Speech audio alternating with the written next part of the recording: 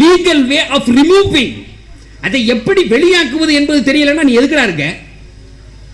அதை விட பெரிய விஷயங்க, இன்னைக்கு ஒரு செய்தி சொல்கிறேன். இந்த ஃபேஸ்புக்குங்கிறது வந்து இன்னைக்கு தமிழ்நாட்டில் ஒரு பெரிய பிரச்சனையாகவே ஆயிடுச்சு. ஒரு நாள் நல்ல ஒரு முக்கியமான சப்ஜெக்ட் பாடம் நடத்திட்டு இருக்கேன். பின்னாடி ஒருத்தன் உட்காந்து ரொம்ப கவனிக்கிற மாதிரி தெரியுது. ஏன்னா வாத்தியார்களுக்கு அல்ல இப்படி ஒரு மூளையை தந்துடுவான். அந்த சைக்காலஜி பார்த்த உடனே தெரியும். சில பேர் நடந்து வரும்போதே ஒரு மாதிரியே வருவான். அப்பயே தெரியும் இது ஏதோ சேட்டை வந்துட்டு வருது, சைத்தான் தானோ வெளியே போயிட்டு வரும்போதே. இன்னும் சில பேர் அப்படி அது வரும்போதே கண்டுபிடிச்சிக்கலாம். என்னடா ஒரு மாதிரியே ரொம்ப படிக்கிறானேன்னு சொல்லிட்டு பக்கத்தில் போனால் கையில் வந்து மொபைல் ஃபோனு, கிளாஸில் பார்த்தா ஃபேஸ்புக் நோண்டிக்கிட்டு இருக்காரு. அடேங்கப்பா எவ்வளோ அர்ஜென்ட்டு. ரீசெண்டாக ஒரு பத்திரிகையில் எழுதியிருந்த ஆங்கில பத்திரிகையில் ஒரு சைக்காலஜி சம்பந்தமான மனோதத்துவ ரீதியான ஒரு கட்டுரை வந்திருந்துச்சு. உலகத்தில் சைனா அதே மாதிரி ஜப்பான் போன்ற நாடுகள்லாம் de addiction centre for Facebook. De addiction சென்டர்னா மதுவிலிருந்து விடுதலை அப்படின்னு சொல்லிட்டு சென்டர்ஸ் வைக்கிறாங்கல்ல, அதே மாதிரி ஃபேஸ்புக்கிலிருந்து விடுதலைன்னு சென்டர் கொண்டு வந்துட்டான். அந்த நாட்டிலலாம் போய் மொபைல் ஃபோனில் வச்சு இப்படி பார்த்துட்டே இருப்பான். ஃபேஸ்புக்கு பார்க்குறவன்ட்டு டக்குன்னு மொபைலை பிடிங்கிட்டீங்கன்னா அடுத்த 5வது நிமிஷம் விறுவிறு பிபி அவனுக்கு ஏறுது, கையெல்லாம் இப்படி நடுக்குது. கொடுத்துரு என் போனை கொடு. ஏன்டா மொபைல் ஃபேஸ்புக் பார்க்கணும். 200க்கு போகுது பிபி. அதை பார்த்தான் இந்த சமுதாயம் செத்து உருப்படாமல் போயிடுவான்னு சொல்லிட்டு de addiction centre for Facebook. என் சொந்த கருத்தில் ஒரு ரிப்போர்ட்டில் எழுதியிருக்கான். அதை எழுதிட்டு கீழே எழுதுறான், இன்னும் 5 ஆண்டுகளில் இன்ஷா அல்லாஹ் டெல்லியில், பாம்பேல, மதுரையில் அப்படி மட்டும் திறக்க முடியாது, எல்லா கிராமத்திலையும் திறந்தே ஆகணும்ட்டான் இந்தியாவை பொறுத்தளவு. ஏன்னா ஒரு ஊர் 2 ஊர்லாம் கிடையாது, ஊருக்காரையும் பூரா வச்சுக்கிட்டு தெரியறான் கையில் மொபைல. சகோதரர்களே, இந்த பிரச்சனைக்கு காரணம் என்ன? இன்னைக்கு நாம சொல்றது மாதிரி இப்போ நாங்கள் சொல்லிட்டாங்க, இப்படிலாம் செய்யக்கூடாதியா இந்த பசங்களை பிடிச்சி, நாளைக்கு மொபைல் பார்த்த அவ்வளோதான் அப்படின்னு சொல்லிவிட்டு விட்டா இங்கேருந்து போகும்போதே கூட்டு வந்தாங்க பாரு ஒரு ஆளை, வாத்தியாரை போய் கூட்டு வந்திருக்காங்க, பாடம் நடத்துகிற மாதிரியே பேசினான் பாரு அப்படின்னு திட்டிக்கிட்டே போவான். உன்னை நல்லா விளங்கிங்க. டிவி முதல்ல இந்த சமுதாயத்துக்குள்ளே வந்தப்ப எல்லா அசரத்துமாரும் போராடினாங்க. டிவியை வைக்காத, எல்லாம் ஹராமு, சைத்தான் வருது, என்னமெல்லாம சொல்லி பார்த்தாங்க. இன்னைக்கு எல்லா அஜரத்தோட்லையும் டிவி இருக்கு. என்ன வைக்கலன்னா முடியாது. இப்ப அது பிரச்சனை இல்லை, இது கலாச்சார சிரிவு இல்லை, இது விஞ்ஞான வளர்ச்சி. இதை எப்படி சமூகத்திற்கு இணையாக பயன்படுத்துவது, அதை நம்ம சமுதாயம் புரிஞ்சுக்கல. இன்னைக்கு எல்லா வளர்ச்சிகளையும் இஸ்லாத்திற்கு தோதுவாக எப்படி பயன்படுத்துவது. இன்னைக்கு இங்கிலீஷ் படிக்கிறது என்ன கேட்டால் தப்பே இல்லை. ஏன் அப்படின்னு கேட்டால் அதெல்லாம் படிக்காததுனால தான் பிரச்சனையே பெருசு. இன்னைக்கு போய் அடுத்தவர்கள்ட்ட தாவா முகமாக அடுத்தவர்கள்ட்ட பேசுவதற்கு ஒரு மீடியம், ஒரு ஸ்டூல், ஒரு லாங்குவேஜ் தான் தெரியாதே. பாய் மண்டையை சுரிஞ்சுக்கிட்டே உட்காந்துருக்கான். அவன் சச்சாருடைய கமிட்டியில் தெளிவாக எழுதுறான், இந்த உலகத்தில், இந்த தமிழ்நாட்டில், இந்தியாவில் ஒரு எஸ்சி எஸ்டி ஒரு வந்து என்ன, அதாவது தாழ்த்தப்பட்ட ஜாதியை விட கீழே கல்வியில், பொருளாதாரத்தில், சமூக லெவலா இஸ்லாமிய சமுதாயம் இருக்கிறது. அதை பிரதமர் வந்து பாராளுமன்றத்தில் வாசிக்கிறாரு. எல்லா அமைச்சர் பெருமக்கள் நீங்க பொன்னால போத்தி ஏற்றி விட்டீங்களே, அவங்க எல்லாம் கரெக்டா சொன்னாங்க. அங்க மட்டுமா இருக்காங்க, எங்க ஊர்லயும் அப்படித்தான் இருக்காங்க, பாய்மாரெல்லாம் முட்டா பயலுக அப்படின்னு சொல்லிட்டு கையெழுத்து போடுறான். நல்லா விளங்கிக்க. நான் வந்து என்ன சொல்றது, அதாவது இந்த சமுதாயத்தின் மீது இருக்கிற தனியான காதலிலே பேசிக் கொண்டிருக்கிறேன். இதெல்லாம் தள்ளி வச்சுட்டா உருட்டுருவோம் அப்படிலாம் ஒரு அளவுகோல்லாம் கிடையாது. அந்த கலாச்சாரத்துக்கு போனோன்னு தப்பு. நீ டைட்டா ஜீன்ஸ் போட்ட, சட்டையை போட்ட தப்பு அது. ஏன்னா அது அவன் கலாச்சாரம். அதுக்குன்னு இன்ஃபர்மேஷன் டெக்னாலஜி, இன்னைக்கு உள்ள சயின்டிபிக் இம்ப்ரூவ்மென்ட், இன்னைக்குரிய இந்த விஞ்ஞான வளர்ச்சியை இந்த சமூகம் தள்ளியதன் காரணமாக இந்த உலகத்தினுடைய ஓட்டத்தில் இருந்து இந்த சமூகம் தள்ளப்பட்டது. என்னையா செஞ்சிருக்கணும்? சரிங்க, உடனே 2 பேர் எந்திரிச்சு நம்மால் கேட்பான், அப்பன்னா ஹதீஸில் சொல்லியிருக்காங்களா, புகாரியில் இருக்கா அப்படின்னு கேட்பான். 2 பேர், எனக்கு தெரியும், நல்லாவே தெரியும். இப்போ நிறைய பிரச்சனை என்ன அப்படின்னு சொன்னால், நம்ம வந்து நம்மளே சமுதாயத்தை அப்படியே கூறு போட்டுக்கிட்டோம். இவன் அந்த கோஷ்டியா, அந்த கோஷ்டியா, நீங்கள்லாம் அவங்க இங்கே வரமாட்டாங்க, அவன் சுன்னத்துல் ஜமாத், தப்லீக் ஜமாத், அப்படி இப்படின்னு பிரிச்சுட்டோம். ஒன்றே ஒன்று நல்லா தெரிஞ்சுக்குங்க, வாசிக்கும் போது ஒரு ஆயத்து வாசித்தார், எந்த இடமா இருந்தாலும் சரி பிரச்சனை வராத இடமே கிடையாது. சமூகமாக இருந்தாலும் சண்டை வரும், தனி மனிதனாக இருந்தாலும் அவனுக்குள்ளே பல பிரச்சனை இருக்கும், குடும்பமாக இருந்தாலும் பிரச்சனை உண்டு. அதை தீர்க்கிறதுக்கு பெருமானார் காட்டிய வழி எது? 1400 ஆண்டுகளுக்கு முன்னால பெருமானார் ரசூலுல்லாஹி ஸல்லல்லாஹு அலைஹி வஸல்லம் எந்த வழியை கையாண்டாங்க? இன்னைக்கு படிச்ச ஆயத்தினுடைய வழியை கையாண்டாங்க. உங்களிடத்திலே உங்களுடைய 2 சகோதரர்கள் சண்டையிட்டுக் கொண்டால், அது மார்க்க விஷயமா இருந்தாலும் சரி, சொந்த விஷயமா இருந்தாலும் சரி, ஃபஸ்லிஹு பைனஹுமா ஃபஅஸ்லிஹு பைனஹுமா ஃபஅஸ்லிஹு பைனஹுமா, மேட் கிளியர் தம். அவர்களுக்கு மத்தியிலே உள்ள அந்த பிரச்சனையை யாராவது ஒரு 3வது பார்ட்டி உட்கார்ந்து பேசி சரி பண்ணட்டும். என்னைக்காவது இந்த இயக்கத்தை எவனாவது கூப்பிட்டு சரி பண்ணானா? ஏன் ஒரு ஆயத்து ஜாரியாக்கப்படல? அவங்க வரமாட்டேங்கிறாங்க, போக மாட்டேங்கிறாங்க, நீ போய் கூப்பிடுற ஸ்டைல்னு ஒன்று இருக்கு. இன்னைக்கு அதையே பிரச்சனை ஆக்கிட்டாங்க. ஒன்னே ஒன்று சொல்றேன், பெருமானார் ரசூலுல்லாஹி ஸல்லல்லாஹு அலைஹி வஸல்லம் தன்னுடைய காலத்துல நான் சத்தியமா பெருமானார் தான் எனக்கு தலைவர்னு சொன்னேன்னா ஒரு செய்தியை விளங்கிக்கணும். தன்னுடைய தோழர்களை பார்த்து எந்த காலத்திலும் அவர் எது செஞ்சிருந்தாலும் சரி ஏன் செஞ்சேன்னு கேட்டதில்லை. அனஸ் ரலியல்லாஹு தஆலா அன்ஹு சொல்லுகிறார்கள், 8 ஆண்டு காலம் பெருமானாருக்கு பணிவிடை புரிந்தேன், செருப்பை தூக்கிக்கிட்டே அலைஞ்சேன், 24 மணி நேரமும் பெருமானாரோடு ஒன்றாக அவருடைய நிழலாக நான் ஆனேன். 8 ஆண்டு காலம் முடித்த எனக்கு பெருமானாரை பற்றி தெரிந்தது ஒரே ஒரு செய்திதான். நான் செய்த காரியங்களை குறித்து இதை ஏனப்பா செய்தா என்று கேட்டதில்லை. என்ன பெருமானார், இதுதான் யா முஹம்மது ரசூலுல்லாஹ். மார்க்க காரியத்தை தப்பா செஞ்சாலும் அந்த காலத்துல இருந்தான் சஹாபாக்கள். இன்னைக்கு சின்ன சின்ன விஷயங்களுக்கு சமுதாயத்தை பிளவுபடுத்துகிற என்னுடைய சகோதரர்களே, நான் எந்த இயக்கமும் இல்லை, இப்ப சொல்றேன், சுன்னத்து வல் ஜமாத், எந்த ஜமாத் தப்லீக் எதுவுமே கிடையாது. ஐ அம் ஏ முஸ்லிம், ஐ அம் ஏ முஸ்லிம். எனக்கு குர்ஆன் ஹதீஸ் தெரியும், நான் ஃபாலோ பண்ணிட்டு போறேன். இறங்கி வாங்க, இறங்கி வாங்க. நீங்க சொல்லுங்க, முனாஃபிக் என்று அல்லாஹுவால் அடையாளம் காட்டப்பட்ட சில பேர் அங்க இருந்தான். இப்ப நம்மள மாதிரி பள்ளியாசலும் கட்டினான், இல்ல மஸ்ஜிதுன் உஸ்ஸிஸ அலா தக்வான்னு சொல்ற மாதிரி இன்னொரு இடத்துல அல்லாஹ் சொல்றான், இது பிரிவினைக்கென்றே கட்டப்பட்ட மஸ்ஜித். இவ்வளவு தெளிவா ஆயத்து இறங்கின பின்னாடியே அந்த பெருமானார் அவர்களோடு நடந்து கொள்ள வந்து ஒரே வாரத்துக்குள்ள இன்னொரு ஒரு யூடியூபை அப்லோட் பண்றான். அது என்ன அப்படின்னு சொன்னா, அமெரிக்காவில் மீடியாவில் வேலை செய்யக்கூடிய ஒரு பெண்ணுடைய செல்ஃப் ஸ்டேட்மெண்ட். அது தனாக பேட்டியாளர்கள் அழைத்து ஒரு பேட்டி கொடுத்தது. என்ன ஃபேன் நின்றுச்சு அப்பா, என்ன வேர்த்துச்சுன்னா ஓடாது. நல்ல வேலை இந்த பிரைஸுக்காக வேண்டி இந்த மொட்டுகள்லாம் சும்மா உட்காந்துருக்கு, இல்லைன்னா இந்நேரம் என் காதை கடிச்சிருப்பாங்க. அப்ப அந்த அந்த பேட்டி அந்த ஸ்டேட்மெண்ட்ல அந்த பொம்பளை பேசுறா, பெருமானாரை குறித்து இந்த சித்திரம் வந்த உடனே அதை பார்த்தேன். What a nasty one. இந்த உலகத்திலே ஒரு சாதாரண, அது என்ன, ஒரு லேமேன், ஒரு தினக்கூலியாளன், ஒரு என்னது இது மம்மட்டியை பிடிச்சி ரோட்ல வேலை செய்வான் இல்லையா, அப்படிப்பட்ட ஒரு அருகதையற்ற படிப்பில்லாத ஒரு மழுங்கினவன் கூட இப்படி ஒரு சூழ்நிலையோடு அலைய மாட்டான். ஏன்னா அதை வச்சு அந்த சித்திரம் எல்லாமே, அந்த படம் எல்லாமே செக்ஸை அடிப்படையாக வச்சு எடுக்கப்பட்டது. ஒரு சாதாரண ஒரு தொழிலாளி கூட இப்படி நடந்து கொள்ள மாட்டானே, ஒரு மதத்தையே உருவாக்கியவர். கிட்டத்தட்ட உலகத்திலே இருக்கக்கூடிய 750 கோடி பேர்களில் 180 கோடி பின்பற்றப்படுகிற மனிதன்.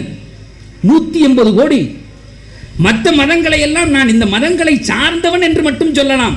அது யூதமாக இருக்கலாம், கிறிஸ்தவமாக இருக்கலாம், இந்து மதமாக இருக்கலாம். முஸ்லிம் என்று சொன்னாலே பெருமானார், பெருமானாரின் ஜெராக்ஸ். ஏண்டா உட்கார்ந்து டீ குடிக்கிற?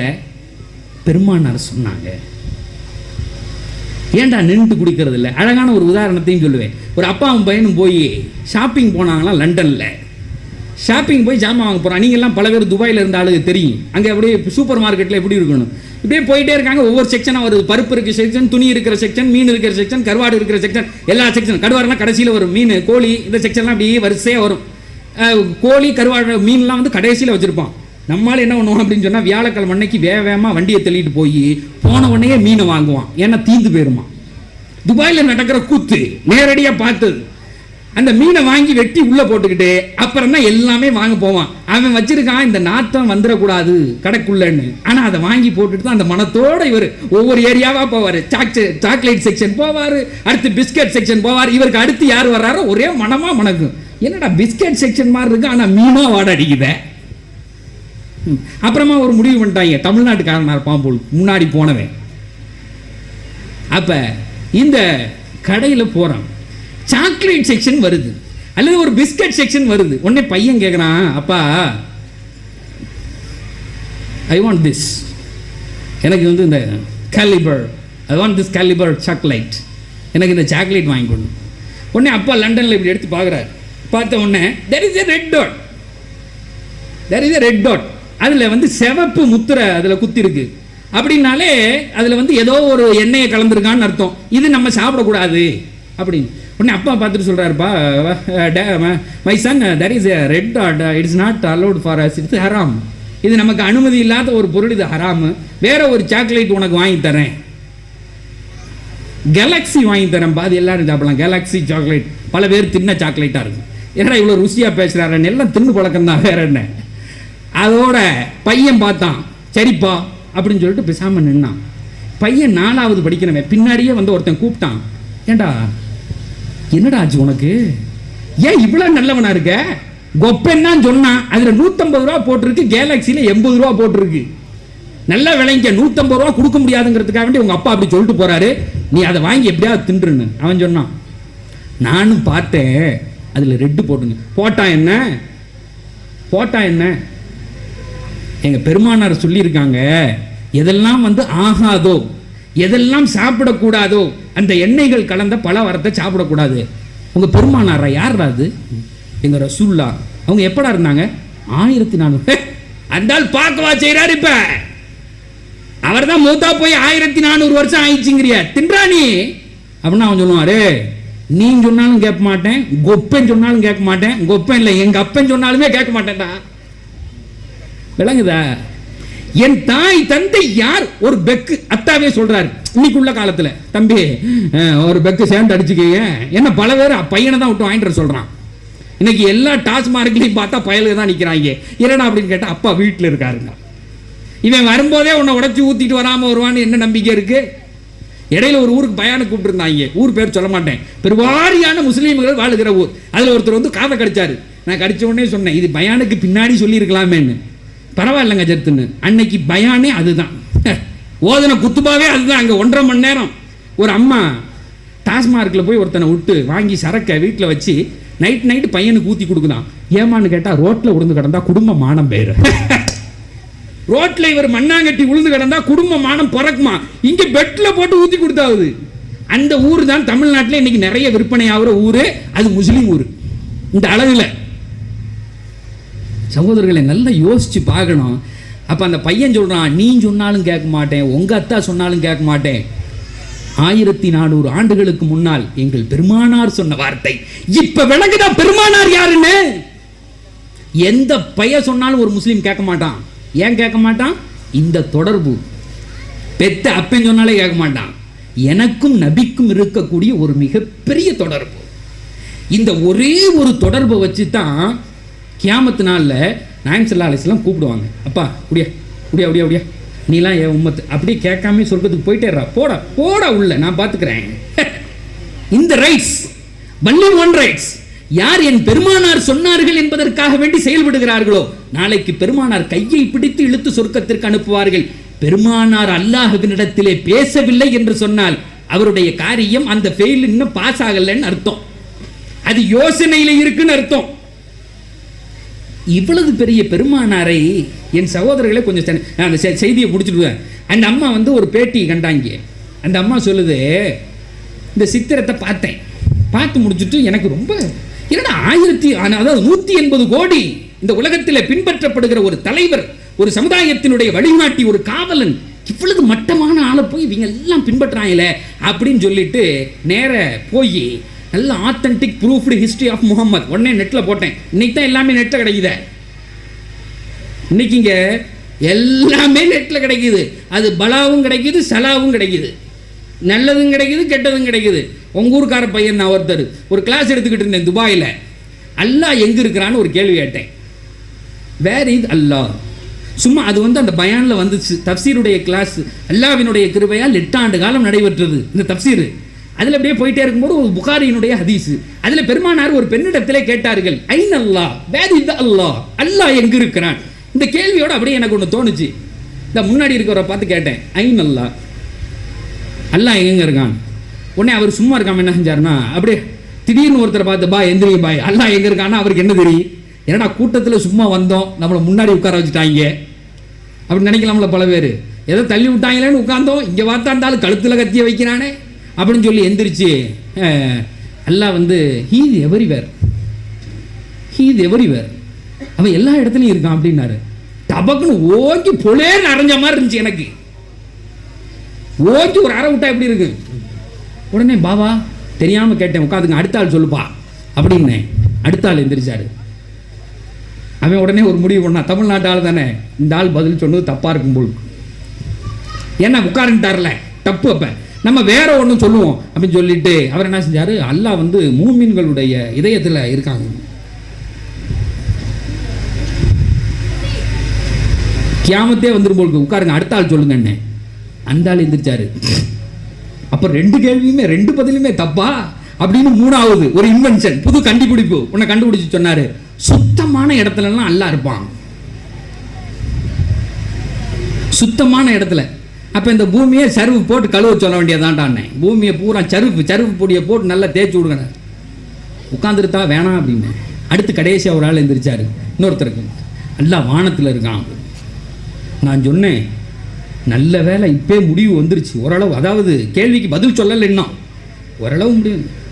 கிட்டத்தட்ட ஒரு 400 பேர் இருக்கீங்க, 400 பேர்கிட்டையும் கேட்டா ஒரு 400 பதில் சொல்லுவீங்க போக்கி அல்லாஹ் எங்க இருக்கான்னு. நல்லா இருக்கும்ல, கோபிநாத் நடத்துற நிகழ்ச்சி மாதிரி ஆகி போயிடும். அப்புறம் நீ சொல்லு மைக்க கொடு அப்படின்னா விடிஞ்சு வேறு 700 பேர் ஆளுக்கு ஒரு சொன்னானா என்ன இருக்கு? அப்ப திடீர்னு கேட்டேன், அப்ப அல்லாஹ் 3 2 1 இந்த கேள்விக்கு பதில் சொல்றவங்களுக்கு 1000 ரூபாய் தரப்படும். அல்லாஹ் 3 2 1 இதான் கேள்வி. எல்லாரும் சேர்ந்து சத்தம் போட்டாங்க, என்ன கேள்வியா கேட்கிற நீ, அல்லாஹ் ஒருத்தன்டாயான்னு.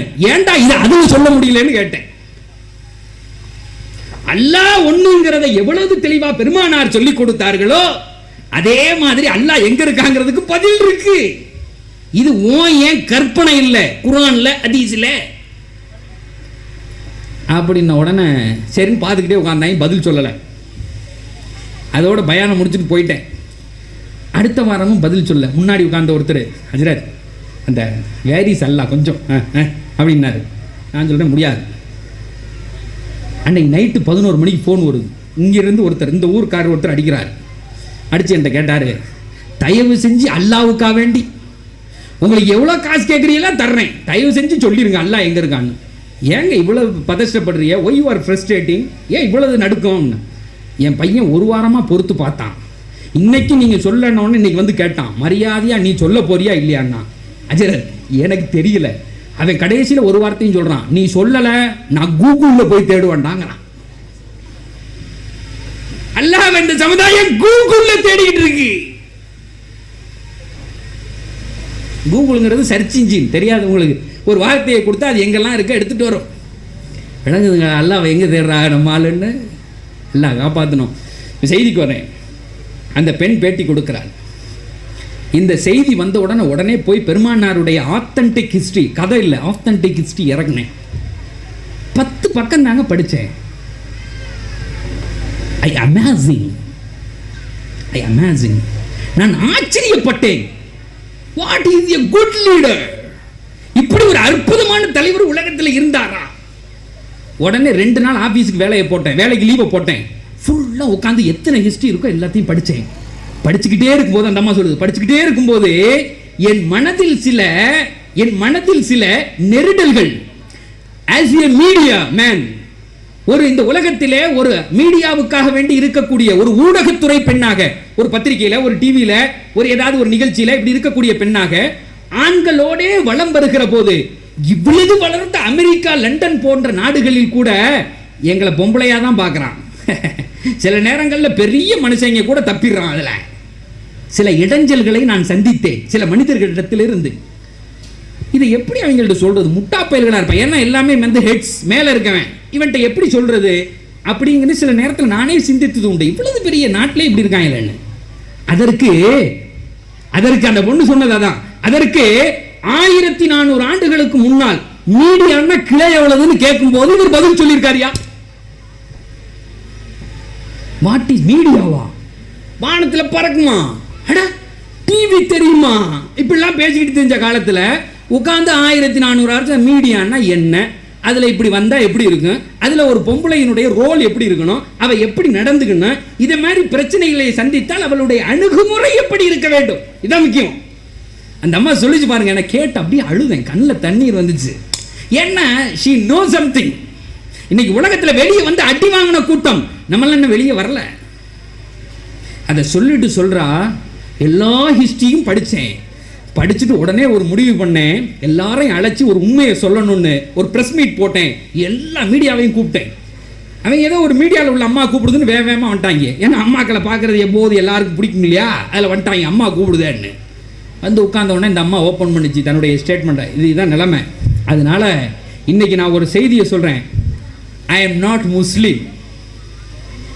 I am not knowing about Muslim. நான் ஒரு முஸ்லீம் கிடையாது. எனக்கு இஸ்லாமியர்களை குறித்து எதுவும் தெரியாது. ஏன்னா நான் சவுதி, லண்டன், துபாய், கத்தர், குவைத் எங்கேயும் போனதில்லை, வாயே தெரியாது. பட் இந்த ஹிஸ்டரியை படிச்சதுல இருந்து I am the follower of Muhammad. அல்லாஹு அக்பர், லா ஹவுல வலா குவத இல்லா பில்லாஹ். நான் ஒரு முஸ்லீம் கிடையாது, ஆனால் அந்த பெருமானாருடைய வேட்டியை பிடிச்சிக்கிட்டு இந்த உலகத்துல நடந்து போறாள் நான்.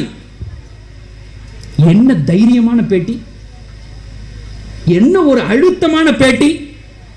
இதுல மீடியாவில் உள்ளவர்கள் இருந்திருந்தால் புரிந்திருக்கும். இந்த சப்ஜெக்ட் இங்க எப்படி தோதுவான்னு எனக்கு தெரியல, கலாச்சார சீரழிவுங்கிறதுனால எடுத்து சொல்றேன். யாருக்காவது என்ன பொறுத்தளவு ஒரு ஆள் புரிஞ்சா அது போதும். 1.5 மணி நேரம் பேசினேன், ஒரு ஆளுக்கு விளங்குச்சு போதுமியா. அதை வச்சு அல்லாஹ் எவ்வளவு வேலை வாங்குவான்னு தெரியாது. உலகத்துல நேரடியா 8 ஆண்டுகள் அல்லாஹ்வினுடைய கிருபையால் கண்ட உண்மை. மற்றவங்களுக்குலாம் புரியல, பரவாயில்ல, அல்லாஹ் புரிய வைப்பான். இந்த வீடியோ வந்துச்சுங்க, இது எப்படி, அது எப்படி பெருமானாரை பத்தி வந்த படம் பரவுச்சு, அதே மாதிரி இதுவும் பரவிக்கிட்டே இருக்கு. 3வது நாள் காணும், 3வது நாள் காணும் இந்த வீடியோவை. பெருமானாருடைய வீடியோ இன்னைக்கு வரையும் இருக்கு. 3வது நாள் இந்த அம்மா பேசுனதை காணும்.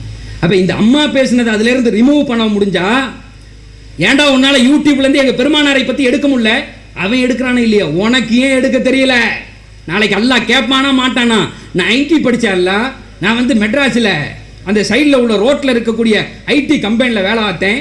1,50,000 ரூபா தந்தாங்க. டெய்லி போய் பிஸாவா திம்பேன், நல்லா சாப்பிடுவேன், நல்ல கார் வாங்கி வச்சு சும்மா ஜெகஜோதியா வாழ்ந்தேன்னு எல்லாம் சொல்லுவான். அந்த காரை கொண்டா, பிஸாவை கொண்டா, தூக்கி போடுறான் நரகத்தில் காரோட சேர்த்துமா. எவன் பதில் சொல்றது? இதனுடைய அறிவு யார்கிட்ட இருக்கு? உனக்கல்லவா தரப்பட்டது. சமூகமே நல்லா சிந்திச்சு பார்க்கணும். இந்த மாதிரி நேரத்தில் இந்த மாதிரி ஒரே ஒரு சின்ன விஷயத்தை பண்ணிடுறேன். எத்தனை மணிக்கு நான் முடிக்கணும்? 9:30, இன்னும் 1/4 மணி நேரம் இருக்கு. 9 கால் ஆச்சு. இந்த மாதிரி நேரத்தில் ஒரு சின்ன செய்தியை மட்டும் சொல்லிட்டு போயிடுறேன். மீடியா எங்கே போனாலும் சரிங்க, எந்த ஊருக்கு போனாலும் சரி, இங்கே பாருங்க, ஆளுக்கு ஒரு மொபைல் ஃபோனு மொக்க. நேற்று வந்து ஒரு எங்கள் காலேஜில் ஒரு நிகழ்ச்சி நடந்துச்சு. அந்த நிகழ்ச்சிக்கு வந்து ஷிஹாபு தங்களுடைய பையன் வந்திருந்தார். ஷிஹாபு தங்கள் கேரளாவில் இருந்த முன்னாள் அந்த தலைவர் முஸ்லீம், அவர் பையன் வந்திருந்தார். ஒரு டாக் கொடுக்கறதுக்காண்டி வந்தார். ஒருத்தர் முன்னாடி போய் ஆப்பிள் ஃபோனை வச்சு போட்டோ எடுக்கிறான். நம்மால் ஆப்பிள் ஃபோன், நான் கூட பயந்து போயிட்டேன், என்னடா இவ்வளவு பெருசு, ஏதோ பேப்பர் விரிக்கிற மாதிரி விரிச்சானேன்னு பார்த்தா ஃபோனு மொபைலில் ஐபோட், அதெல்லாம் முன்னேறி இருக்கக்கூடிய சமுதாயம் இது. இப்போ இதை யூஸ் பண்ண மட்டும் தெரியுது நமக்கு. இதை குறித்து இஸ்லாம் என்ன சொல்லுகிறது இன்னைக்கு தெரிஞ்சே ஆகணுங்க. மீடியாவை குறித்தும் 1400 ஆண்டுகளுக்கு முன்னால் அல்லாஹ் பேசினான். சத்தியம் குர்ஆன்ல இருக்கு, சொல்ல முடியும். என்னைக்காவது திரும்பி பார்த்திருக்கோமா? ஐன்ஸ்டீன் சொல்றான், இந்த நூற்றாண்டினுடைய மிகச்சிறந்த அறிவாளி, வானத்தில் பறக்க முடியும், அதுக்கு மேல போக முடியும், கோள்களை ஆராய முடியும், இப்படிலாம் சொல்லி எத்தனையோ விஷயத்தை சொன்ன ஐன்ஸ்டீன் சொல்றான், I lift this knowledge from the shoulder of Muslims. I lift this knowledge from the shoulder of Muslims. என்னுடைய இஸ்லாமிய சகோதரனுடைய தோள்பட்டையிலிருந்து இந்த அறிவுகளை எல்லாம் நான் வாங்கி கொண்டேன். அவன்கிட்ட இறக்கி வச்சுட்டு நீ என்ன பண்ற? அவன்கிட்ட இறக்கி போட்டு வச்சுட்டு நீ என்னடா பண்றன்னு அல்லாஹ் கேட்பானா மாட்டானா? ஒரு 100 ஆண்டுகளுக்கு முன்னால் எந்த துறையில் எடுத்தாலும் சரி, நோபல் பிரைஸா எது எடுத்தாலும் சரி, கண்டுபிடிப்புகளா, அறிவா, விஞ்ஞானமா, சயின்ஸா, வானமா, பூமியா, மேலையா, கீழையா, எல்லாம் ஒரு பாய் பேர். இன்னைக்கு ஒத்த இடத்துல அல்ல நம்மளை இருக்க விட மாட்டான். எப்படி இருக்க முடியும்? இந்த உலகம் சுத்துவதற்கு அறிவு தேவை. எந்த சமுதாயம் அறிவை தூக்கி பிடிக்கிறதோ அந்த சமுதாயத்தின் கைகளிலே பொறுப்பு போகிறது. தூக்கி எல்லாம் அவன்கிட்ட கொடுத்துட்டான். அவன் வாயே பார்த்துக்கிட்டு நிற்கிறான். நம்ம ஆள்கிட்ட கொடுத்துருக்க வரையும் ஹக்கா நடப்பான். அல்லாவுக்கு பயந்து. நமக்கு மேலே ஒருத்தன் கேள்வி கேட்கறதுக்கு இருக்கான். எங்கள் அத்தாவுக்கு பதில் சொல்ல வேண்டியதில்லை, எங்கள் அம்மாவுக்கு பதில் சொல்ல வேண்டியதில்லை, என்னை படைத்த இறைவனுக்கு நான் பதில் சொல்ல வேண்டும். நடப்பான். ஆனால் அவன் என்ன செய்யறான்? இங்கே உட்கார்ந்து ஏடிஎம்ல எப்படி பணத்தை திருடுறது, அடுத்தவன் மெயிலை எப்படி ஹேக் பண்றது, திருட்டுத்தனமாக உள்ள ஓடுறது, பேங்க்ல இருந்து எப்படி கொள்ளடிக்கிறது, ஏடிஎம் எப்படி உடைக்கிறது. இன்ஜினியர்களுக்கு வேற என்ன வேலை? அவன் இன்ஜினியர் ஆகிட்டான். அல்லா பயம் இல்லை. அப்பனும் கேட்க முடியாது, அம்மாவும் கேட்க முடியாது, அல்லாவும் கேட்க மாட்டான். அவனுக்கு ஒரு நினைப்பு, ஏடிஎம் உடைக்கிறான். இதே அந்த இடத்துல ஒரு பாய் இருந்தான்னா நாளைக்கு நல்லா கேட்பானே. இருக்குமா? இந்த மனித சமுதாயத்திற்கு ஒரு தூண்டுகோலாக அல்லவா, ஒரு வழிகாட்டியாக அல்லவா ஆயிருப்பான். அப்ப அந்த அறிவை பெற்றுக்கொள்ளாத சமுதாயம் எது இருக்கிறதோ, ஏன்னு கேட்டால் முதல்ல நான் ஒரு இந்த பெருமானாருடைய வரலாறு மட்டும் முக்கியமாக சொல்லிடுறேன். 5 விஷயம், 5 விஷயங்கள். அதில் பெருமானார் எப்படி நடந்துக்கிட்டாங்க அப்படிங்கிறது மட்டும்தான். ஏன்னா அதாவது இங்கே உள்ள சூழ்நிலையை பார்க்கும்போது பல இயக்கத்தினுடைய சகோதரர்கள் இங்கே வந்திருப்பாங்கன்னு எனக்கு தோணுது. இன்னையோட சில பிளவுகள் மறக்கப்பட்டு கபுருஸ்தான் தோண்டப்படணும். இங்கே இயக்கம் பிரிவு அதெல்லாம் அங்கிட்டு தூக்கி போட்டுட்டு, he is my brother, இவன் என்னுடைய சகோதரன். பெருமானார் தன்னுடைய வாழ்க்கையில ஒரு தடவை கூட எந்த முஸ்லிமை பார்த்தும் சீ ஏன் இப்படி செய்தா என்று கேட்கவில்லை. என் சகோதரனை பார்த்து நான் கேட்க மாட்டேன். நான் வர்ற வழிக்கு தாண்டா நீ வரணும் சொல்ல மாட்டேன். நான் ஒன்றி போவேன். ஊரோடு சிந்தனை வரணும். உண்மையிலே பெருமானாரை பின்பற்றுபவராக இருந்தால். இல்லைங்க, நமக்கு இப்போதைக்கு நல்ல லாபம் பார்க்குற தொழில் எது தெரியுமா? ஆன்மீகம் மட்டும்தான். அதில் இஸ்லாத்தில் இருக்கவன் இஸ்லாத்தை பிடிச்சிக்கிட்டான், அவன் ஒவ்வொரு துறை பிடிச்சிக்கிட்டான். நேற்று ஒருத்தன் எஸ்எம்எஸ் போட்டிருந்தான். ஒரு பையன் எவ்வளோ தெளிவாக சிந்திக்கிறான் பாருங்க. உலகத்தில் எவன்லாம் 99% 99.75% எடுத்தானா தமிழ்நாட்டில், அவனுக்கெல்லாம் டாக்டர் சீட்டு, இன்ஜினியர் சீட்டு. அவன் பூரா இன்ஜினியரிங் படிக்க போயிடான், டாக்டர் படிக்க போயிடான். இவனும் படிக்கணும்னு நினச்சிக்கிட்டே இங்கேருந்து போகிறான். பார்த்தா மார்க்கு குறைஞ்சி போச்சு, வெறும் 80%. அப்பா சொல்கிறாரு, மண்டு எத்தனை ஸ்கூலில் போய் படிக்க வச்சேன், நீலாம் உருப்பிடுவியா, நீ போய் பிகாம் படிங்கிறாரு. தயவு செஞ்சு யாராவது பிகாம் படிச்சிருந்தா கோச்சிக்காதீங்க. உடனே இவர் எம்பிஏல போய் ஜாயின் பண்ணுறான். எம்பிஏன்னா அட்மினிஸ்ட்ரேஷன், ஒரு துறையை எப்படி இயக்குவது. இவனும் படித்து முடிச்சுட்டு வரான், இவனும் படித்து முடிச்சுட்டு வரான். 2 பேரும். டாக்டர் ஹாஸ்பிட்டலில் உட்காந்துட்டார், இன்ஜினியர் பில்டிங் கட்ட போயிட்டார். இவன் எம்பிஏ அங்கேருந்து வர்றான், ஒரு பிளான் போடுறான். இந்த பில்டிங்கை 1.5 மாதத்துக்குள்ளே கட்டணும், அதுக்கு இந்த வேலைலாம் செய்யணும். உடனே ஒரு நோட் அடிக்கிறான். ஒரு அடித்து இன்ஜினியரை கூப்பிட்டு சொன்னான், 1 மாதத்தில் கட்டணும், என்ன செய்வியே தெரியாது, 1 மாதத்தில் பில்டிங் நிற்கணும், மரியாதையாக வேலையை முடிச்சு தரணும். எவன் மிரட்டுறான்? 98 கீழே நிற்குது, இது மேலே நிற்குது. ஏன்னு கேட்டால் இங்கே தான் நான் அட்மின், நான் சொல்கிற மாதிரி நீ கேட்டால் தான் வேலை நடக்கும். நான் டாக்டராக உட்காந்துருக்கேன், உன் இஷ்டத்துக்குலாம் செய்ய முடியாது. ஆஸ்பத்திரி நடக்கணும்னா இப்படிலாம் நீ செஞ்சாவணியான்னு அவருக்கே கொண்டு டூ அண்ட் டூட்ஸ் எழுதி ஒட்டி போடுறான். நல்ல மெடிக்கல், அதாவது ஹாஸ்பிட்டலில் போய் பார்த்தீங்க அப்படின்னு சொன்னால் அங்கே எழுதி ஒட்டியிருக்கோம், டாக்டர் இந்த வேலையை மட்டும்தான் செய்யணும். இது எவன்டா எழுதி போட்டான் அப்படின்னு கேட்டால், அவனை விட மார்க்கு கம்மியாக வந்தான் பாருங்க, அவன் எழுதி தொங்க விட்டுருப்பான். மார்க்கு கூட டாக்டர் ஆனவன் அதை பார்த்து செய்வான். இப்போ விளங்கி இருக்குமே. இதுக்கு அடுத்த கேடர் 80 வரல, ஏற்கனவே ரோட்லேயே நின்ன பொழப்பு நம்ம பொழப்பு. இது எங்கே போய் மார்க் வாங்குறது? அப்பா டியூஷனுக்குலாம் அனுப்பி பார்த்தாரு. டியூஷனுக்கு போகிறேன்னு சொல்லிட்டு இங்கே முக்கு கடையில் நின்று டீயை குடிச்சிக்கிட்டு இருந்த கூட்டம் அது பார்த்துச்சு, நம்ம டாக்டராகவும் ஆக முடியாது, மேனேஜ்மெண்ட்லையும் உள்ள நுழைய முடியாது. ஒரே ஒரு வழி இருக்குது, பேசாமல் அரசியலுக்கு போயிடலாம். நல்ல கதர் வேட்டை. இன்னைக்கு பாருங்களேன், ஆப்பிள் போல மாதிரி இருக்காங்க அரசியல்வாதிகள். எனக்கு பார்க்கும் போதெல்லாம் வருத்தமா இருக்கு. இந்த சட்டத்துணி இவங்களுக்கு எங்கேதான்டா கிடைக்குது, நம்மளும் ஒரு தடவை எப்படியாவது வாங்கி போட்டுலாம். அப்படியே பல அதே மாதிரி அவங்க வண்டிக்கு நல்லா கழுவி குளிப்பாட்டி தொடச்சி பவுடர் போட்டுலாம் வச்சிருக்காங்க. அப்படியே முன்ன இறங்குறாங்க. அடே கப்பா, அமெரிக்காவினுடைய அதிபர் மாதிரி அப்படியே சல்ல. இவர் இறங்கினாருன்னா அங்க டாக்டர் எந்திரிச்சு நிற்பாரு, அவருக்கு மேல ஒருத்தர் இருந்தார்ல எம்பிஏ, அவர் எந்திரிச்சு நிற்பாரு. வாங்கனே, என்னென்ன செய்யணும், இந்த செருப்பை தூக்கிட்டு வாடா அப்படிமா வேகமா. நல்ல வேலை திரும்பி பார்த்துட்டு எவனும் பார்க்கலன்னு படன்னு செருப்பை தூக்கிட்டு பின்னாடியே ஓடுவான். ஏன்னா அவன் தான் அந்த ஆஸ்பத்திரி வச்சிருக்கவன். இப்ப விளங்குதுங்களா? அந்த 80% இருந்து கீழே வந்து 60 எடுத்தவன் பூரா அரசியல்வாதி ஆயிட்டான். இவ 2 பேரையும் வேலை நடத்திக்கிட்டு இருக்கான். இதுல 3வது கேடர் 90 நாள் காலேஜுக்கு போகணும்னா 3 நாள் தான் வந்திருப்பான். அங்கேயே பெரிய ஃப்ராடு தனம் பண்ணியிருப்பான்.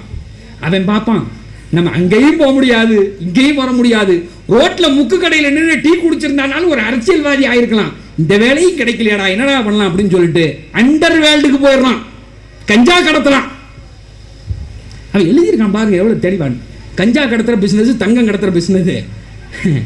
அவர்கிட்ட போனோன்னு அரசியல்வாதியே சலாம் போறாரு. அடே பாத்துரா, என் பேரு இதுல ஏர்லங்கால போகும்போது என் பேரையும் பறக்க விட்டுறாதரா, நீ பார்த்து எது செய்யறியோ அதுதான் நான், அடுத்த வருஷம் எப்படியாவது வரணும், அதனால ஹெராயின் ஒரே பொட்டனம் தான், உனக்கு வாழ்க்கையே செட்டில்றான் அப்படின்னு சொல்லிட்டு கொஞ்சம் காலை காட்டு அப்படிங்கிறான். இவன் இதெல்லாம் நடக்குதுங்க நம்மளை சுத்தி டெய்லி லைஃப்ல, விளங்குதுங்களா? இப்ப அவர் வந்து அங்க தாதாவாயிடுறாரு, அங்க அரசியல்வாதி நிக்கிறாரு, அங்க வந்து MBA படிச்சவர் நிக்கிறாரு, டாக்டர், அதெல்லாம் கீழே தான். தாதா என்ன சொன்னாரோ அதுதான். இன்னொரு கூட்டம் இருப்பான், போறோம்ல ஸ்கூலுக்கு அப்படின்னு ஸ்கூலுக்கே வந்திருக்க மாட்டான், அந்த போர்டு கூட தெரியாது ஸ்கூல் என்ன பேர் எழுதி போட்டிருக்காங்கன்னு. அவன் பூரா சாமியார் ஆயிட்டான், அவன் பூரா சாமியார் ஆயிட்டான். அங்க MBBSம் வரணும், அங்க MBAவும் வரணும், அங்க அரசியல்வாதியும் வரணும். தாதா இருந்தா கூட பொட்டணம் கொண்டு போறதுக்கு முன்னாடி வந்து, ஐயா பார்த்து ஒண்ணு ஏதாவது பண்ணி கொடுங்களேன், எவனுக்கு தெரியக்கூடாதுங்கண்ணா. விளங்குதா எங்க கூட நீக்குதுன்னு? இன்னைக்கு கல்வி எந்த தரத்தில் ஆகி போச்சுன்னு நடப்புங்க. இன்னைக்கு ஹஜ்ரத் சொல்லும் போது அழகா சொன்னாங்க, எந்த ஒரு பிள்ளையாக இருந்தாலும் சரி ABCD சொல்லி கொடுக்கிறதுக்கு முன்னாடி அல்லாஹ்வினுடைய திருநாமம் அதனுடைய வாயிலே வர வேண்டும். குழந்தைகள் உங்கள் சொத்தல்ல, அல்லாஹ்வின் பொறுப்பு. நல்ல விளங்கிக்கணும். ஏன் புள்ளங்கிறிய, ஓம் புள்ள இல்ல, அல்லாஹ்வினால் உனக்கு தரப்பட்டிருக்கக்கூடிய பொறுப்பு. நாளைக்கு இந்த குழந்தையை வச்சு அல்லாஹ் தூக்கி உன்னை நரகத்தில் போடுவான், அல்லாஹ் தூக்கி உன்னை சொர்க்கத்தில் வைப்பான். வித்தியாசம் அதுதான். இப்ப ஏன் புள்ள அப்படின்னு இறக்கப்படுறதில்ல, என் பொறுப்பை நான் எப்படி செய்திருக்கிறேன். It is a responsibility. உங்களுக்கு கொடுக்கப்பட்ட ரோல், ஒரு தந்தையாக தாயாக நீங்கள் எப்படி நடந்து கொண்டீர்கள். அப்ப பெருமானாரை பார்க்குறாங்க, முட்டாத்தனமான காலம். அஜர்த்து சொன்ன மாதிரி ஒண்ணுக்கு இருக்கிறத உட்கார்ந்து ஒண்ணுக்கு இருந்தாலும் கூட யோசிப்பாங்க. அதை விட பெரிய கூத்து ஒரு வரலாற்று ஆசிரியர் எழுதுகிறாரு. ஒரு 5 தலைவர்கள் பெரிய பெரிய ஆளுங்க ஒன்னா சேர்ந்துக்குவாங்களாம். அபுல் ஹைக்கம் பெரிய அறிவாளி, அபு ஜஹல் பேர் வச்சிருந்தாங்கல்ல அந்த ஆளு, உத்துபா, ஷைபா, இதே மாதிரி அந்த கூட்டத்தினுடைய பெரும் பெரும் தலைவர்கள் வந்து நின்றுக்கிட்டு இதே மாதிரி ஸ்டேஜ் போட்டு ஒன்னா நின்று ஒண்ணு கடிப்பாங்களாம். சின்ன பையன் நினைச்சுக்காதீங்க, எல்லாம் 50 வயசு. ஏதோ இந்த சின்ன பையன் விளையாடுற மாதிரி நினைச்சுக்காது, 50 வயசு. வரலாறுல எழுதுறாங்க, யார் ஒண்ணுக்கு தூரமா போதோ அவங்க தான் பெரிய ஆளாம். டார்க் ஏஜ்னு சொன்னால முட்டாத்தனமான காலம் அது அங்க இருந்துச்சு. அப்ப பெருமானார் வந்தவர்கள் பேசுகிறார்கள். இந்த சுஃபான்னு சொன்னோன்னா ஞாபகம் வந்துருச்சு. சுஃபா திண்ணை தோழர்களை ஏற்படுத்துகிறார்கள். அதுவரையும் அப்படி ஒரு சிஸ்டமே இல்லை. அதுவரையும் அப்படின்னா என்னன்னே தெரியாது. காலையில் எந்திரிப்பான், பல் தேய்ப்பான், நேரம் இங்கேருந்து போவாங்க, மார்க்கெட்டில் சாமான் வாங்கி சாப்பிடுவாங்க. ஆடு மாடெலாம் இருக்கும், எல்லாம் மேய்ச்சிக்கிட்டே போவான், அப்படியே வந்து படுத்துங்கிடுவான். ஊரில் யாராவது பெரிய ஆள் 2-3 பேர் இருப்பான், பெரிய கவிஞர்கள். அவன் என்ன செய்வான், இப்படியே போற வரவனை பார்த்து ஆளுக்கு ஒரு கவிதை எழுதுவான். இவன் 2 பேரும் வாசிப்பான், இவனை பற்றி அவன் வாசிப்பான், அவனை பற்றி இவன் வாசிப்பான். இதான் இப்படி டெய்லி லைஃப்ல மதீனாவில் மக்காவில் நடந்துகிட்டு இருந்தது. திடீர்னு வந்த பெருமானார் ஒரு அமைப்பை ஏற்படுத்துறாங்க. சுஃபா அப்படின்னு சொல்லிட்டு ஒரு திண்ணை ஏற்படுத்துறாங்க. ஏற்படுத்தி, எப்பா இவா உட்காரு, நாளிலேருந்து எங்கேயும் போகக்கூடாது, இங்கே உட்காந்து படிக்கணும், நான் என்ன சொல்லித்தரேனோ அதெல்லாம் கேட்கணும், அதெல்லாம் மனப்பாடம் பண்ணிக்கணும், அதை எழுதிக்கணும், அதே மாதிரி செய்யணும். That is the first university in the world. முழு உலகத்திற்கும் முதல் பல்கலைக்கழகம் அங்கே ஆரம்பிக்கப்பட்டது தான். ரசூல்லா கொஞ்சம் யோசிச்சிருக்கலாம்ல, இவங்க எல்லாம் முட்டா பயல்களா இருக்காங்க, இந்த காலத்தில் போய் ஏன் ஒரு ஸ்கூல்லாம் துவங்கணும், ஒரு பல்கலைக்கழகம்லாம் எதுக்கு, பேசாம வேற ஏதாவது ஒன்று செஞ்சுட்டு போகலாம். யோசிக்கல. நல்லா யோசிச்சு பாருங்க, நல்லா சிந்திச்சு பாருங்க. இன்னைக்குரிய டெக்னாலஜி வேர்ல்ட், இன்னைக்கு வந்து பெரும் பெரும் அதாவது விஷயங்களை பேசிக் கொண்டிருக்கிறார்கள் அல்லவா, அதே போன்று பெருமானார் அன்னைக்கு பேசினாங்க. 2வது ஒரு காலம் வருகிறது, வெளிநாட்டவர்களுக்கு கடிதம் எழுதினார்கள். நல்லா புரியணும், அரசர்களை தவிர வேறு யாரும் அந்த உலகத்தில் கடிதமே எழுத மாட்டான். நம்ம எல்லாம் சொல்லி விடுவான், இங்க கூப்பிட்டு மச்சான் அவங்க அங்க இருக்கா இல்ல பக்கத்தூர்ல போனியன்னா சலாம் சொன்னேன்னு சொல்லிட்டு வாங்களேன். இல்லைன்னா புறாவை கூப்பிட்டு காலில் கட்டி விடுவான் பேப்பரை. ஒரு ஆளை கூப்பிட்டு முறையா லெட்டர் எழுதி கீழே சீல் வச்சு நல்லா கேளுங்க என்னுடைய சகோதரர்களே, கீழே சீல் வச்சு, சீல்னா என்ன தெரியாது அந்த காலத்துல, சீலை வச்சு ஆளை விட்டு போய் கொடுத்துருவாயா. இதுதாங்க விஞ்ஞான வளர்ச்சி. அந்த காலத்தில் இருந்த பெரிய அறிவு இதுதான். அதை உடனே செயல்படுத்தியவர்கள் எங்களுடைய பெருமானார் ரசூலுல்லாஹி ஸல்லல்லாஹு அலைஹி வஸல்லம். இந்த காலத்தில் அதை எடுத்துக்கிட்டோம்னா இன்டர்நெட் இம்ப்ரூவ்மெண்ட்னு சொல்லலாம். ஒரு சாதாரண முஸ்லிம் வரைக்கும் அது என்னன்னு தெரிஞ்சிருக்கணும். தெரியலன்னா பெருமானார் செஞ்ச வேலையை நீ செய்யலன்னு அர்த்தம். யார்கிட்ட வேண்டாலும் போய் கேட்டுக்க. என்னடா திடீர்னு வந்து இப்படி ஒரு பத்துவா கொடுக்குறாரு, பத்துவா கொடுக்குறாருன்னு நினைக்காதீங்க. நீங்கள் இன்டர்நெட்டை இயக்க தெரியவில்லையா? 2013 இஸ்லாமியர்களாக இருப்பதற்கு அதிகாரம் கொஞ்சம் குறைந்திருக்கிறது. ஏன்னா என் பெருமானார் செஞ்ச வேலையை நீ செய்யல. சகோதரர்களே, டைம் வேற ஆகிட்டு இருக்கு. மூணாவது, வருகிற வெளிநாட்டவர்களை சந்திப்பதற்கென்று ஒரு மேடை. நீங்க மதீனா போனா பார்க்கலாம். நல்லா யோசிச்சு பாருங்க, எந்த அளவுக்கு விஞ்ஞானத்தை கையில பிடிச்சாங்க நாயகம் ஸல்லல்லாஹு அலைஹி வஸல்லம். இன்னைக்கு உலகமே ஒதுக்குறான் ஒரு நாடை, எல்லாம் சேர்ந்து இவன் திருட்டு பையன்னு சொல்றான். அந்த இஸ்ரேல் நாடு இருக்கிறதே, அவன் என்ன செய்யறான் தெரியுமா? they are cultivating their rice on their own roof. அவனுக்கு தேவையான அரிசியை அவனுடைய மாடியிலே விளைவிக்கிறான். அந்த டெக்னாலஜி எந்த பயலுக்கும் தெரியாது, வந்துருச்சு, அவன் கண்டுபிடிச்சிட்டான், அவன் யூஸ் பண்ணிக்கிட்டு இருக்கான். ஏன் நமக்கு தெரியக்கூடாது? அவன்கிட்ட கேட்டா அவன் சொல்றான், I take this point from the Quran. நான் இதை எப்படி எடுத்தேன்னா குர்ஆன்ல இருந்தாண்டா எடுத்தேங்க. நான் குர்ஆன்ல நல்லா யோசிச்சு பாருங்க. போன வாரம் செய்தி முடிச்சுக்கிறேன்னா டைம் ஆயிடுச்சு, இது நிகழ்ச்சியும் முடியணும், பிள்ளையெல்லாம் பாவம் காத்துக்கிட்டே உட்காந்துருக்காங்க. போன வாரம் ஒரு செய்தி, அதாவது அணுவை பற்றி ஆராய்ச்சி பண்ணி ஒருத்தன் பிரைஸ், நோபல் பிரைஸ் வாங்கினான். அதே மாதிரி ஒவ்வொரு பிரைஸும் வாங்கினான். ஒரு சீக்ரெட்டை இன்னைக்கு நான் சொல்கிறேன், ஒரு உண்மையை சொல்கிறேன். இன்னைக்கு உலகத்தில் எல்லா பிரைஸும் வாங்குறவனும், நோபல் பிரைஸ் வாங்கினவனும் யூதன் தான். யூதர்கள் மட்டும்தான் வாங்கினான், ஜூஸ். ஆனால் அந்த ஜூஸில் 75% 80% வரையும் அங்க அவங்க வீட்டு பிள்ளைய ஸ்கூலுக்கு போய் படிக்கிறது இல்லைங்க. இது உண்மை. இவர் ஏதோ கதை சொல்றாருன்னு நினைக்காத. இந்த உலகத்திலேயே அறிவியல் கண்டுபிடிப்புகளுக்கு அப்பன்களாக இருக்கக்கூடிய ஜூஸ் 75 விழுக்காட்டிலிருந்து 80 விழுக்காடு பள்ளிக்கூடம் போவதில்லை. அவர்கள் எந்த நாட்டில் இருந்தாலும் சரி.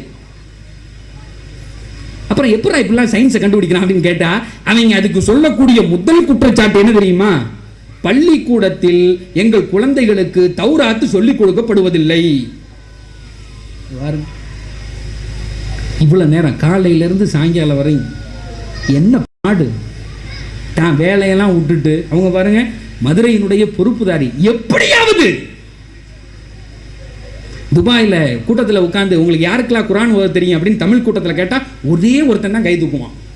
99 பேர் இப்படியே போட்டிருப்பான், கீழே வேற புரிஞ்சுக்குவான், மானகடத்தனமாக கேட்டு போடுவாரா ஏதாவதுன்னு. அதே மலையாளியை உட்காந்துருந்தாங்கன்னா 99 பேர் கையை தூக்குவான், ஒரே ஒருத்தன் மட்டும் மறந்துட்டேன் போதுனே மறந்துட்டேன் அப்படிமா. அந்த சிஸ்டம் ஆஃப் எஜுகேஷன் அங்கே இருக்கு, இன்னைக்கு இங்கே இல்லை. அவன் எவ்வளோ தெளிவாக சொல்கிறான் பாருங்க. ஸ்கூலுக்கு போனால் தௌராத்தை படிக்க முடியாது, வெறும் ஸ்கூல் பாடத்தை மட்டும் நீ உருப்பட முடியாது படிச்சு. எதெல்லாம் அல்லாஹ்வினுடைய வேதமாக இருந்ததோ, தௌராத்தை இன்னைக்கு மாத்திட்டான், திருட்டுத்தனம் பண்ணிட்டான், அது நமக்கு தேவையில்லை. அதை பிடிச்சா மட்டும்தான் அந்த உலகத்துல மேல வர முடியும்.